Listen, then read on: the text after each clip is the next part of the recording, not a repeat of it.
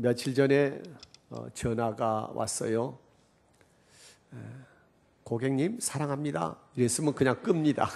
그런데 직접 육성으로 저희 회사의 우수 고객으로 잘 해주신 거 감사합니다라고 정중하게 인사를 하고, 특별히 우수 고객에게 전화 요금을 아주 싸게 해주고 또 새로 나온 전화기도 주겠다는 얘기를 하는데, 뭐라고 하는가 한번 들어보자 하다가 나도 모르게 그만 단말기 전화번호를 알려주고 주민등록번호까지 알려줬습니다. 잠을 자다가 갑자기 벼락같이 뭐가 머릿속에 퍼뜩 도는 앓고, 내가 보이스 피싱에 내가 낚시에 걸렸구나, 큰일 났구나. 여기저기 뭐 전화해봤지만은 별로 도움은 못 되더라고요. 아침에 나와서 전화회사를 찾아가서 이거 어떻게 되는 거냐고 물어봤더니 한참 동안 컴퓨터를 두들겨 보더니 보이스 피싱은 아니고 당신이 KT 회사에 속했는데 이제는 그 전화 회사가 다른 회사로 옮겨졌습니다. 그러니 당신이 이 회사에서 받았던 그 모든 혜택은 자동적으로 없어졌습니다. 이렇게 얘기를 하는 거예요. 뭐 큰 손해는 보지 않았습니다만은 내가 언제나 우리 아내한테 그렇게 얘기했습니다. 여보, 이상한 전화 오면 절대 받지 마. 어떤 경우라도 주민등록번호라든가 이런 것은 절대 알려주면 안 된다고 일주일에 한 번씩은 제가 당부를 했는데, 제가 걸릴 줄이야 누가 알았습니까? 바보지요. 참. 그래서 아이고 이 어리석은 녀석, 그렇게 똑똑하고 잘난 척하더니 결국 너도 별 수가 없구나, 이런 생각인데, 아침에 들었더니 어느 권사님 한 분도 나와 똑같은 경우로 겪었다고 그래요. 권사님 전화기 괜찮지요? 새로 받은 것도. 네. 목사님들과 함께 얘기를 하는데 우리 선배 목사님께서 그런 얘기를 하시더라고요. 이 목사 똑똑한 줄 알았더니 헛똑똑이야. 뭐가 똑똑했는지 모르겠습니다. 그리고 뭐가 헛똑똑인지 모르겠지만은 교회를 이렇게 섬기고 있다는 얘기를 할 때 그분이 이렇게 얘기했습니다. 그래서 제가 그랬습니다. 목사님, 제 방에 그림이 한 점 있는데 그 그림이 김병종 교사 그림 바보 예수라는 그림이에요. 그 그림 밑에서 내가 말씀도 준비하고 또 목회도 구상해서 그런지 내가 바보 목회가 됐네요. 이렇게 얘기를 하면서 웃었습니다. 정말 지혜롭기 원하지요. 정말 지혜가 필요합니다. 그래야 세상에 속지 않고 우리가 또 출세하지요. 그래서 저희 한 50년 전 그때쯤에 처음으로 일본에서 그 미혼이 들어왔어요. 그걸 뭐라고 얘기하더라? 그 미혼이 처음으로 들어왔어요. 그런데 그게 얼마나 신통한지 그저 조금만 집어넣어도 그냥 맛이 막 나는 겁니다. 그래서 참 신기하다 이렇게 생각했는데, 그때 무슨 소리가 들었냐면은 그 속에 들어있는 그루타민산 소다가 사람의 머리를 좋게 한다, 그렇게 소문이 났어요. 그래서 집집마다 그 비싼 아지노모도, 아지노모도라고 했어요. 그 아지노모도를 가져다가 아침에 학교 가는 아이들을 불러다가 억지로 입 벌리고 그 아지노모를 한 숟갈씩 퍼냈어요. 저는 한 번도 먹어보질 못했습니다. 다른데 다 그거 먹고 왔대요. 우리 엄마는 그걸 안 주셨어요. 그런데 얼마나 괴롭겠습니까? 그런데 한 몇 달 지나서 그게 낭설이다, 그렇게 소문이 나서 알려져서 그 다음에는 그런 일이 없었습니다만은, 사람 머리 좋기를 한다면은, 지혜롭기를 원한다면은 무슨 지신들 사양하겠느냐는 이런 생각을 했습니다. 내가 살아온 과거를 보면은 참 어리석을 때가 많습니다. 그러나 가만히 돌아보니까 내가 똑똑하다고 생각스러울 때, 똑똑한 내 생각대로 행했을 때에 오히려 더 많은 문제가 생기고 또 갈등이 생겨난 걸 경험했습니다. 내가 정말 세상에서 바보처럼 행동했을 때 하나님께서 나에게 은혜가 더 넘치게 하셨습니다. 똑똑한 생각이 떠오를 때마다 고개를 흔들어서 똑똑한 생각을 떨쳐버리고 바보같이 주님의 그 말씀에 따를 때 그게 은혜가 되고 그게 하나님의 축복이 되었다는 것입니다. 이제 이것들을 깨달으면서 참다운 지혜가 무엇인가를 이제 조금 알 듯도 합니다. 내가 세상에서 바보 되는 것이 진정한 하나님의 지혜라고 하는 역설적인 진리를 이제 깨닫기 시작한 듯합니다.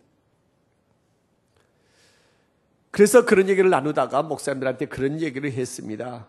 나 은퇴하는 날 인사말 하라고 하면은 그때 인사말 대신에 나 바보처럼 살았네요. 나 참 바보처럼 살았네요 하는 그 노래를 내가 부르면 어떠겠냐고 했더니 목사님들 절반은 좋은 생각이라고 얘기하고 절반은 그 말도 안 되는 소리 하지 말라고 얘기했는데 아직 결론이 아직 안 났습니다. 여러분, 지혜라는 것을 구약에서는 호크마라고 얘기합니다. 신약에서는 소피아라고 하는 단어를 썼습니다. 그런데 이 지혜라는 말이 성경에 400번 이상, 정확하게는 434번이 나옵니다. 이렇게 자주 나온다는 것은 그만큼 지혜라고 하는 것이 대단히 중요하다는 뜻입니다. 그래서 이 호크마라는 이 지혜라고 하는 단어의 뜻을 깊이 성경을 통해서 묵상해보고 또 찾아보면은 지혜란 말은 첫째로 온 세상을 움직이는 원리를 아는 것을 호크마라고 얘기합니다.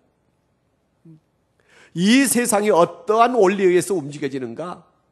한 나라가 어떠한 원리에 의해서 우리가 세워질 때에 그 나라가 든든한가? 내 가정이 어떠한 원리에 의해서 우리 가정이 세워질 때 우리 가정의 평안과 기쁨이 있는가?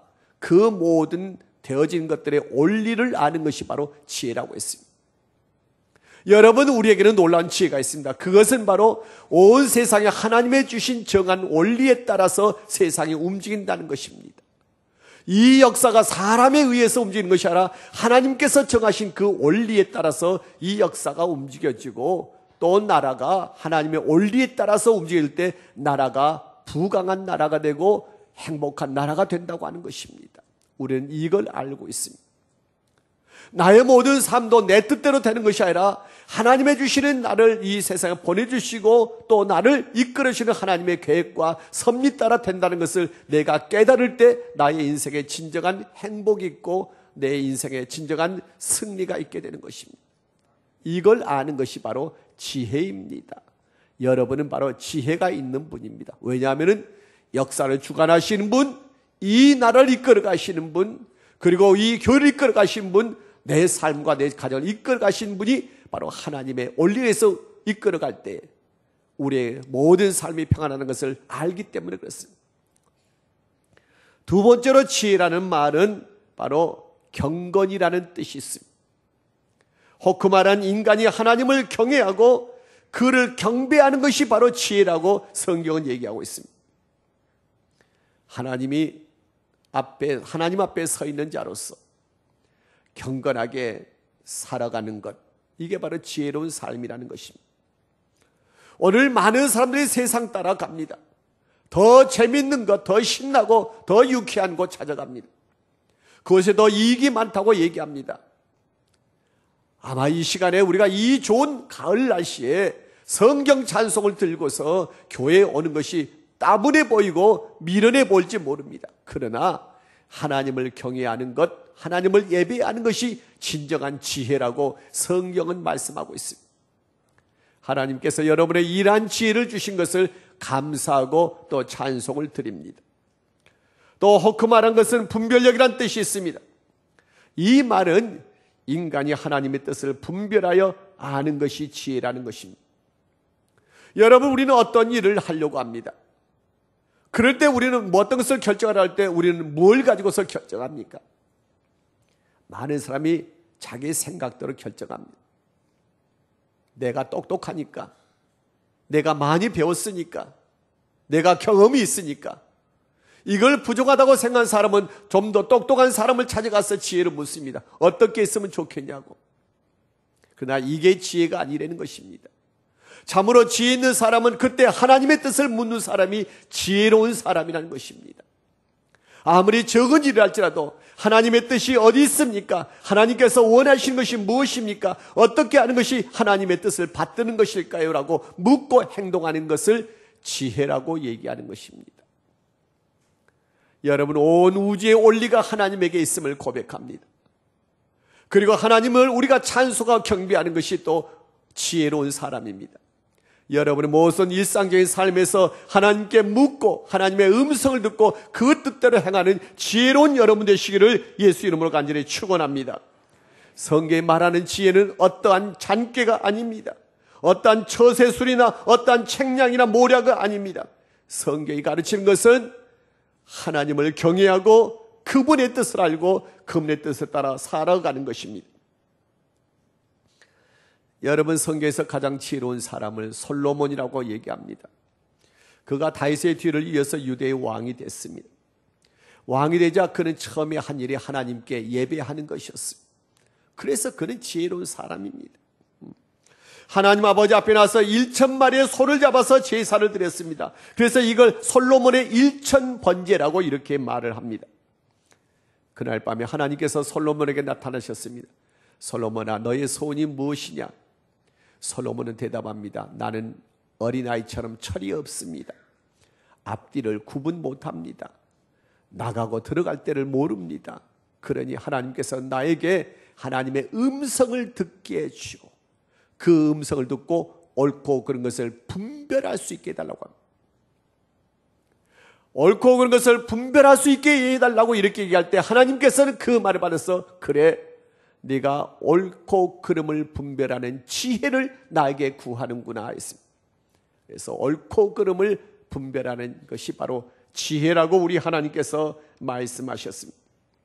하나님께서 이러한 지혜를 주심으로 솔로몬은 무엇이 옳은 것이고 무엇이 그른 것인가, 무엇이 진정으로 나라를 더욱더 강하게 하고 또 어떻게 하면 나라가 쇠약해지는가, 어떻게 하면 우리의 삶에 진정한 행복이 있고 열매가 있는가, 그 길을 그는 분별해서 알게 된 것입니다. 성도 여러분, 하나님께서 여러분에게 옳고 그름을 분별하는 이러한 솔로몬과 같은 지혜를 주시기를 간절히 축원합니다. 혼란된 세상에서 옳은 것과 그른 것을, 그리고 성공의 길과 실패의 길을, 정의 길과 불의의 길을, 영생의 길과 멸망의 길, 거짓과 진리를 분별할 수 있는 여러분 되시기를 간절히 축원합니다. 우리가 예수를 믿을 때도 그냥 믿어서는 안 됩니다. 우리가 영적인 분별력을 가져야 합니다. 교회 안에 온갖 거짓된 것들과 그리고 온갖 불의한 것들과 세상적인 것들이 많이 들어와 있습니다. 그래서 우리가 분별력을 가지고 세상적인 것들을 하나씩 하나씩 끊어가면서 모든 잘못된 것들을 우리가 바르고 잡아가면서 하나님의 뜻을 세워가는 이러한 분별력 있는 교회로 우리가 서가야 할 줄로 믿습니다. 여러분, 성경에서 두 번째로 지혜로운 사람이 바로 다니엘입니다. 그는 유대 나라가 망할 때 바벨론 제국으로 인질로 끌려갔습니다. 바벨론 궁전에서는 각 나라에서 똑똑한 청년들을 모아다가 왕이 먹는 음식을 먹이고 왕이 마시는 포도주를 먹이면서 그들을 건강하게 자라게 하고, 그리고 바벨론의 언어를, 바벨론의 문화를, 바벨론의 풍습을, 바벨론의 그 모든 것들을, 학문을 배우게 했습니다. 그래서 장차 바벨론 제국을 위한 일꾼으로 이렇게 만들려고 계획했습니다.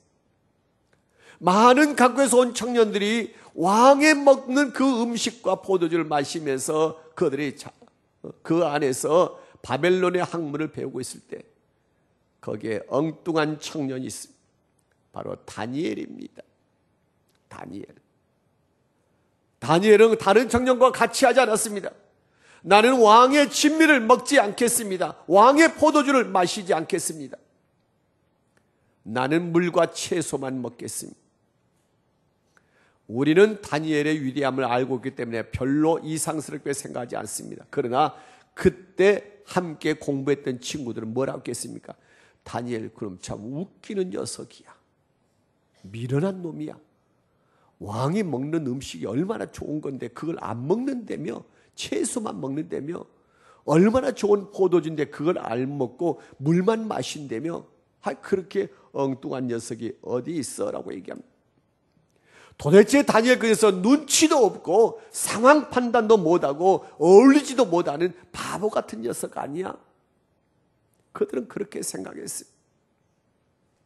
그들이 보기에 다니엘은 어리석은 사람이고 바보 같은 사람이고 눈치도 없는 이란 미렁퉁이지만은 근데 하나님께서는 그를 귀하게 보시고 그에게 긍휼과 은총을 받게 하시고 물과 채소만 먹어도 얼굴이 빛나게 하시고 놀랄만한 지혜를 그에게 주셔서 모든 소년들 위해 뛰어나게 하셨다는 것입니다.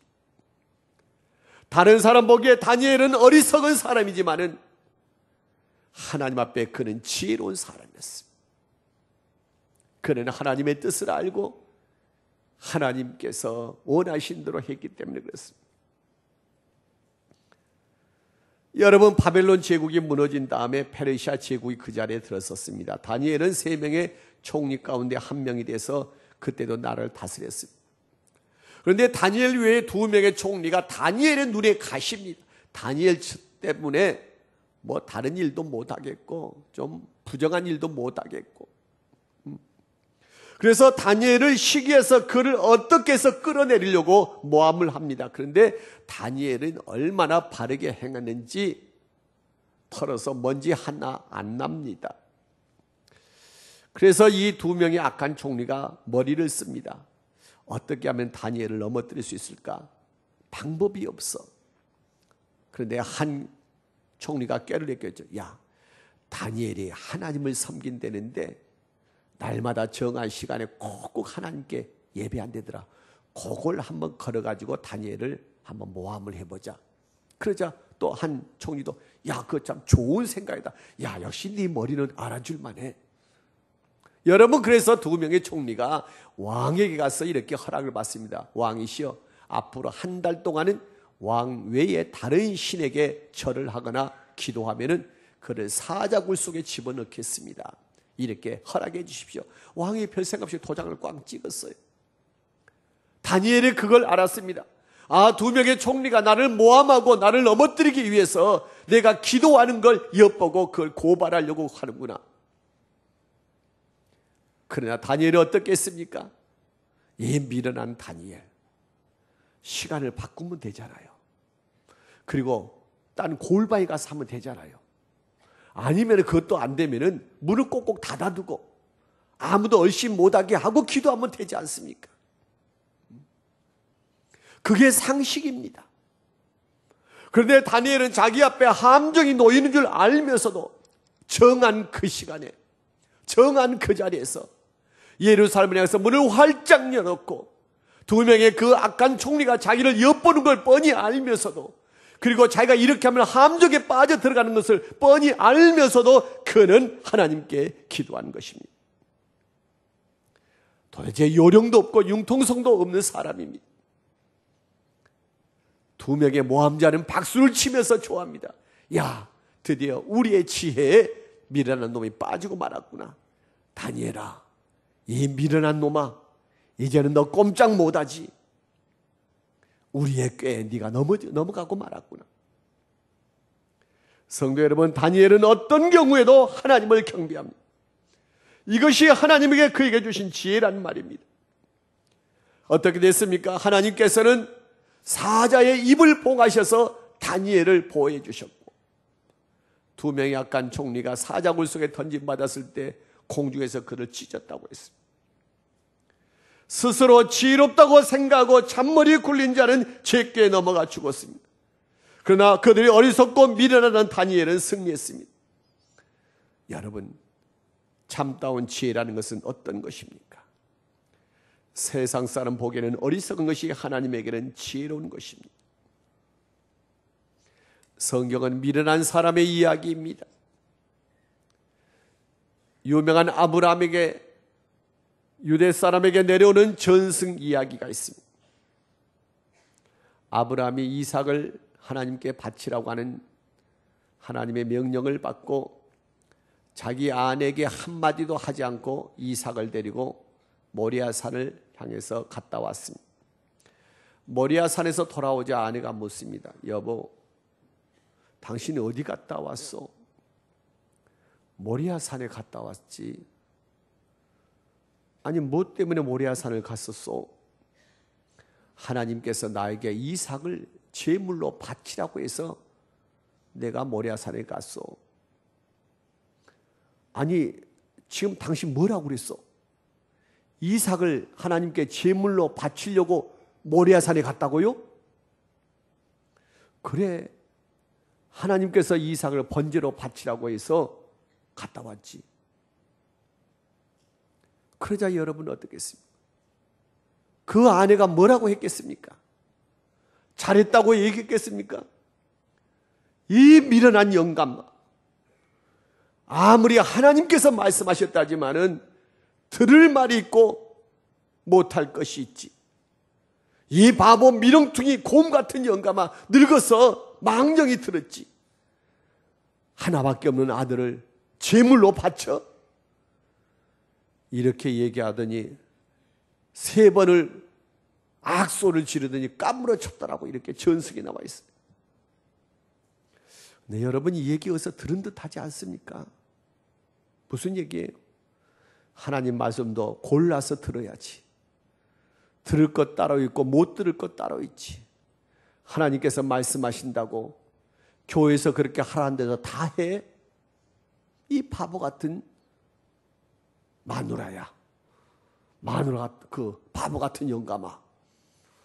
여러분 그 우리 가정에서 쉽게 일어나는 일 아닙니까? 예수 한번 제대로 믿으려면 미련한 소리를 수없이 듣습니다. 예수 믿다 보면 순종할 것 따로 있지 그런 말까지 순종하냐는 소리를 많이 듣습니다. 그러나 여러분 하나님이 주시는 진정한 지혜는 어떠한 경우에도 어떠한 처지에도 하나님께 순종하고 하나님을 경배하는 데 있다는 것입니다.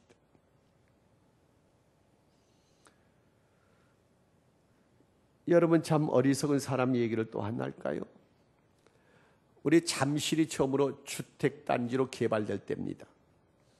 이때는 종교부지라고 하는 개념도 없었어요. 철저하게 정부 주도로 개발되고 또 건축과 분양이 이루어졌습니다. 한 분 목사님께서 개발되려고 하는 그 잠실 허허 벌판에 섰습니다.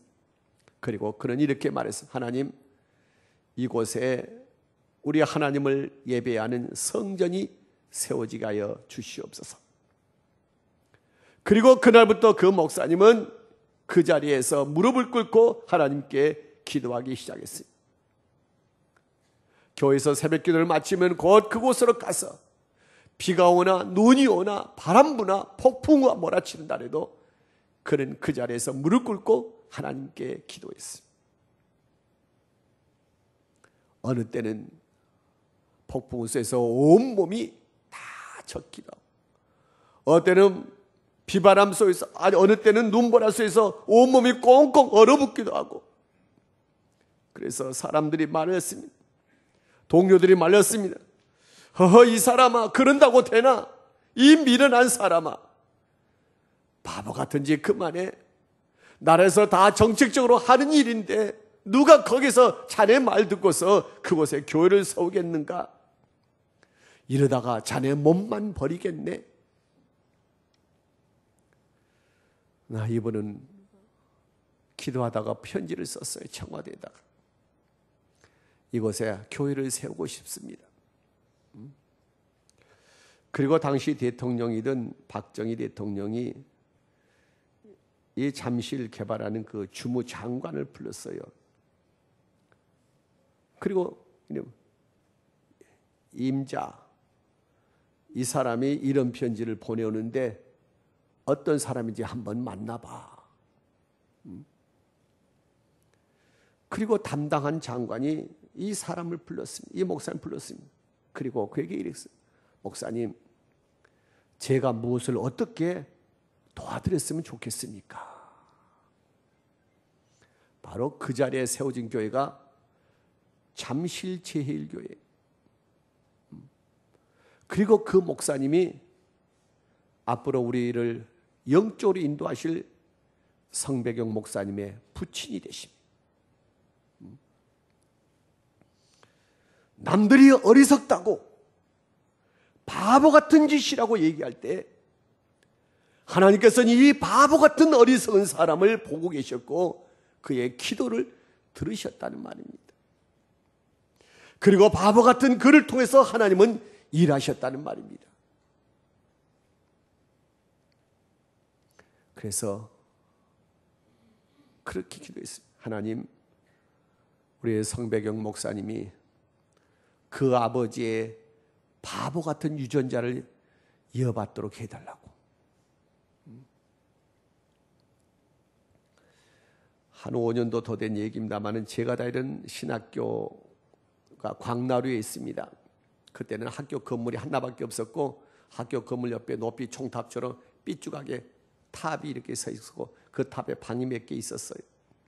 근데 어느 날부터인가 그 새벽 시간에 그 옥탑방에서 쥐야쥐야하는 이런 소리가 들렸어요. 바로 그 밑에 선교사가 와가지고 거기서 사는데 선교사님이 밤늦게까지 일하고 새벽에 잠들만 하면은 쥐야쥐하는 때문에 잠을 잘 수가 없어요. 그래서 그 신학생을 불렀습니다. 자네 무엇 때문에 소리를 그렇게 지릅니까? 등록금이 없어서 학교를 못 다니게 생겼습니다. 꼭 내가 하나님의 일꾼이 되고 싶습니다. 그래서 하나님께 등록금 달라고 지금 얘기하는 중입니다. 그러자 선교사님께서 한참 동안 생각하시더니 그래요. 그러면 내가 등록금을 내줄 테니까 나 아침 잠 좀 자게 해주세요. 이렇게 얘기하셨어요. 그래 등록금 대줬어요. 그런데 그게 소문 안 나겠어요? 학교 안에 쫙 소문이 났어요. 그 다음부터는 새벽 시간마다 불이 났습니다. 옥탑에서 뭐 2층, 3층, 4층 쫙 다시는 선교사님이 안 불렀어요. 머리를 굴려가지고 나도 그렇게 하면 선교사가 도울 것이다 하고 머리 굴려서 지혜롭게 하는 사람의 기도는 선교사가 안 들어요. 하나님께 기도한 게 아니라 선교사한테 기도하는데 그게 어디에 하나님께 응답되겠어요? 싫어합니다. 제가 신학교 들어가니까 그 얘기가 아주 파다하더라고요. 여러분, 바울 사도는 말합니다. 십자가의 도가 세상 사람 보기에는 어리석고 미련한 것이다. 하나님은 세상 사람 보기에 가장 어리석은 방법으로 우리를 구원하신 것입니다. 그들이 어리석다고 조롱하면서 비웃고 침뱉는 그 십자가를 통해서 우리를 구원하셨다는 것입니다. 십자가에서 우리를 대신해서 죽으심으로 우리를 구원하신 십자가의 도가 세상에서 총명하고 지혜로운 사람들을 오히려 부끄럽게 하셨다는 것입니다. 가장 어리석은 십자가에서 하나님의 강력한 역사가 나타나는 것입니다. 우리는 너무나도 세상적인 지혜에 충만해 있습니다. 우리는 저세수를 익히고 사람을 다스리는 이러한 요령을 익히고 어떠한 권력을 유지하는 방법을 배우고 어떻게 하면 사람을 이렇게 해서 이용해 먹을까를 우리는 생각합니다. 그러나 참다운 지혜가 필요한 때입니다. 사람을 살리는 지혜, 영원한 진리로 인도하는 지혜라는 것은 무엇보다도 온 우주의 원리가, 우리의 삶의 모든 근본이, 나라 경영의 원리가 하나님에게 있음을 알고 그 하나님 앞에 나와 경배하며 그 하나님의 음성에 귀를 기울이는 것입니다. 여러분, 나는 여러분이 행복하기를 원합니다.